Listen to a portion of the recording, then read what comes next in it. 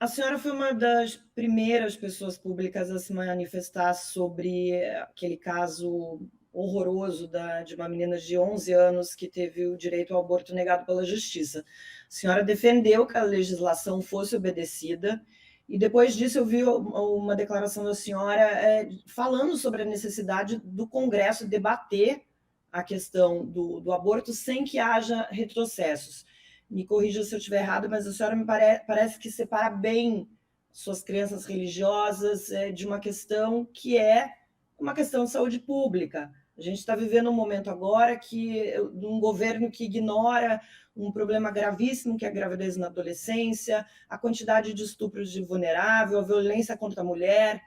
A senhora acha que a gente vai conseguir ter um Congresso, independentemente, enfim, se o ex-presidente Lula vir a ser presidente, mas são questões que precisam ser debatidas no Congresso? A senhora acha que é possível ter um Congresso que tenha maturidade para, de fato, deixar cada congressista deixar suas crenças de lado e colocar em pauta, em discussão, essas questões que estão abandonadas no país? Eu acho que uma coisa que a gente tem que pensar, em primeiro lugar, é a natureza do debate. Como o debate de questões que são polêmicas e que tem, sim, ali uma repercussão que envolve questões de aspectos, e eu não estou falando só em relação à questão do aborto, né? Sim. Envolve questões filosóficas, envolve questões de natureza moral, ética, religiosa, é um nível de complexidade muito grande, mas fazer o debate não do ponto de vista da rotulação, dos que são a favor e dos que são contra, mas entrar no mérito das questões. De fato, nós temos uma situação que é agravada, as crianças, os nossos adolescentes estão tendo gravidez precoce, nós temos mulheres que vivem situações desesperadoras e que acabam buscando alternativas que colocam em risco a sua própria vida. O que eu defendi desde sempre é que, na realidade do Brasil, para mim, a melhor forma de fazer isso era criando um ambiente adequado para esse debate e que se faça através de um plebiscito. Aí muita gente diz, não, mas no plebiscito a gente talvez não consiga porque vai haver uma grande manipulação.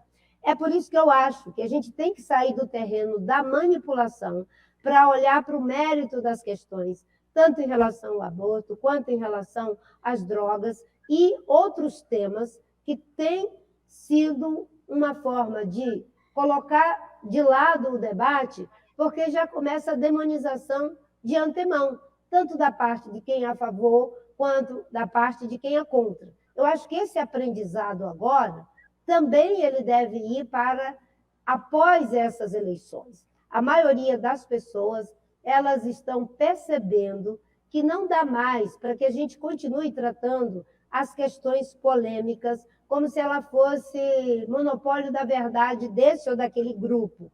Eu gosto muito da ideia de que a verdade não está com nenhum de nós, que ela está entre nós. E quando ela surge desse esforço entre nós, ela é boa para que as decisões, ao serem tomadas, elas tenham ali um respaldo social, cultural, civilizatório. E é nesse terreno que eu acho que a gente deve fazer esse debate. Do ponto de vista do Congresso, Elise, que você falou, eu tenho um temor. Eu tenho um temor. E é por isso que quem está nos acompanhando agora deve prestar muita atenção em quem você vai votar. O Centrão, ele está com algo em torno de 50 bilhões de reais e até mais para interferir nessas eleições. E a gente pode ter a eleição de pessoas até piores do que essas que estão hoje no Congresso. Então, esse debate será ainda mais complicado caso isso aconteça. É até pensando nisso que eu decidi ser candidata. Por quê? Eu já tinha dado a minha contribuição no parlamento, mas diante da necessidade de que as pessoas que de alguma forma têm alguma credibilidade, alguma popularidade, alguma relevância, possa de alguma forma contribuir para digamos, essa transição, essa mudança, eu me senti instada a ser candidata a deputada federal por São Paulo. Eu digo que é por São Paulo e pelo Brasil, porque eu não acredito que, em determinados momentos da história, quando você tem relevância, alguma credibilidade enfim, alguma popularidade, você deva preservar a si mesmo para ter mais relevância, popularidade e credibilidade. Isso é uma forma de fazer o uso indevido do teu legado político. Talvez a gente tenha legado político seja exatamente para que, nesses momentos, a gente possa colocá-lo a serviço, mesmo que sendo, às vezes, incompreendido. Então, nesse contexto, eu torço para que os que têm uma agenda positiva em benefício do Brasil, da democracia, da saúde, da educação, sejam reeleitos e que a gente consiga agregar novos quadros no Congresso Nacional, para que a gente não entre aí no obscurantismo total do Centrão, e que a gente crie uma nova forma de governança, um novo pacto de governança, que eu chamo que seria uma espécie de presidencialismo de proposição. Não deu certo mais o de coalizão, esse parlamentarismo de usurpação do Centrão leva o Brasil para o buraco e a gente tem que trabalhar numa governança com base em proposição.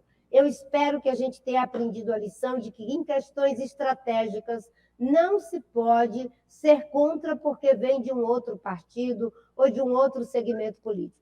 Aliás, era assim que eu procedia na época do PSDB.